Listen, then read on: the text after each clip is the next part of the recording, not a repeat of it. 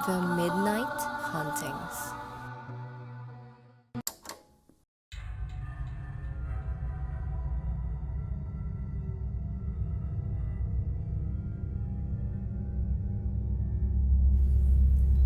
Magandang araw mga ka-midnight. Ako si Rex. Ang kwentong ito ay ipinadala ng isa nating tagapakinig at ito ay tungkol sa isang babae na dumalaw sa isang probinsya para magdiwang ng bagong taon, kung saan siya ay nabiktima ng pagyanggaw sa kinain niyang pansit. Ako si Pipay at nangyari ang aking kwento ilang taon na ang nakalipas. Laking Maynila ako kaya hindi ako gaanong kapamilyar sa mga paniniwala sa mga probinsya. Kaya laking gulat ko nang aking unang malaman ang ibig sabihin ng yanggaw sa pagkain. Nagumpisa ang aking kwento nang ako ay nakidalo sa isang piyesta sa isang probinsya. Mag-isa lang ako nun at wala akong kakilala doon nung mga panahong iyon. Mabuti na lang ay mabait ang aking natuluyan na pagmamayari ni Manang Clara.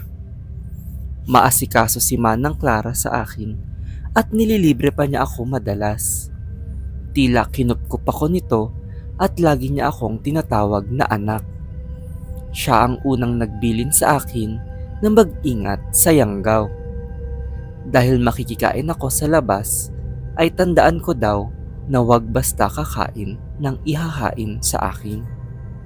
Sa kasamaang palad ay nabiktima ako ng yanggaw sa pansit. Hindi ko maalala ang bahay na aking napuntahan, ngunit umuwi ako nun na tila nahihilo at kakaiba ang pakiramdam. Lingid sa aking kaalaman ay nag-umpisa na pala ang aking bangungot. Kinabukasan ay tila gumaan na ulit ang aking pakiramdam at naisipan na makikain sa ibang mga bahay. Mariing pinapaalalahanan ni Manang Clara na maging maingat ako dahil may mga hindi mabubuting nilalang na naninirahan sa probinsyang ito. Pinagsisisihan ko ang hindi pakikinig kay Manang Clara dahil kinagabihan ay sumama ulit ang aking pakiramdam, lalo na ang aking sikmura. Ang nakakapagtaka ay sa dami ng aking kinain ay kinukuluan ako ng tiyan sa kagutuman buong gabi. Sa dami ng aking kinain ay dapat busog na ako. Naisipan ko na lang na itulog ang aking gutom. Ngunit kagulat-gulat nang bigla akong gisingin ni Manang Clara dahil sa isang balita. Natagpuan di umano ang isang katawan ng lalaki sa kagubatan.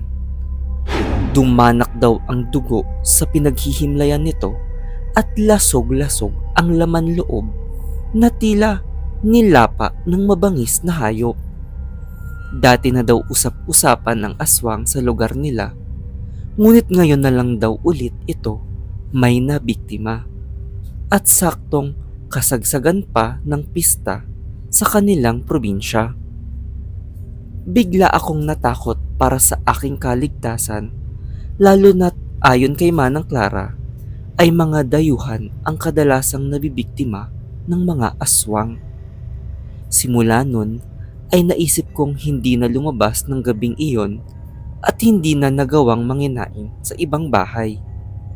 Bago matulog ay sumama na ang aking pakiramdam at tila nahihilo na din ako. Wala akong gana sa mga niluto para sa akin ni Manang Clara at naisip na baka magkakasakit na ako. Itinulog ko na lang ang sama ng aking pakiramdam, ngunit ako ay naaalimpungatan. Nananaginip kasi ako ng isang aswang na umaatake ng tao sa gabi. Pagising ko ay lagi akong pinapawisan at hinihingal. Kaya imbis na makabiyahe pa uwi sa Maynila, ay nakituloy pa ako kay Manang Clara na siya namang masaya akong inaalagaan din. Ilang gabi akong nakahilata lang sa kwarto habang dinadalhan ng pagkain ni Manang Clara. Patuloy ang aking mga bangungot gabi-gabi at naghihinala na ako sa aking kinakain. May kakaiba kasi sa luto ni Manang Clara na hindi ko makain ang anumang gawa niya. Kaya laking tuwa ko nang dalhan niya ako ng pansit na bigay di umano ng isa sa kanyang mga kapitbahay. Pagpasok pa lang ni Manang Clara ay takam na ako sa amoy ng pansit. Nakatulog ako ng payapa nun hanggang sa magising sa nakakahilakbot na eksena. Natagpuan kong nakahandusay si Manang Clara sa sahig ng aking kwarto na nababalot ng kalmot at kagat ang kanyang katawan. Nagwawala ako na humingi ng tulong sa mga kapitbahay at tinakbo namin siya sa ospital. Sa kasamaang palad ay patay na si Manang Clara. Lalo akong nanghina at umuwi ng nagluluksa. Dahil wala akong ibang matuluyan, ay nanatili ako sa bahay ni Manang Clara. Hindi na nag-imbestiga ang mga taga roon dahil pinaghihinalaan nilang pinasok ang bahay niya at siya ay inatake ng aswang.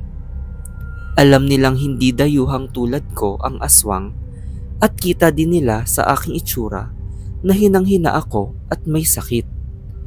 Dahil ako na lang mag-isa, ay wala nang nag-asikaso sa akin at nakaramdam na ako ng matinding gutom. Maya-maya ay nakaramdam ako ng kakaiba. Tila tinutubuan ako ng pangil sa ngipin at nangangati ang aking balat dahil sa biglang tubo ng balahibo sa aking katawan. Napansin ko din na tila nag-iibang anyo ang aking mga buto at tumatalim ang aking mga kuko. Dun ko napagtanto na ako pala ay naging aswang na.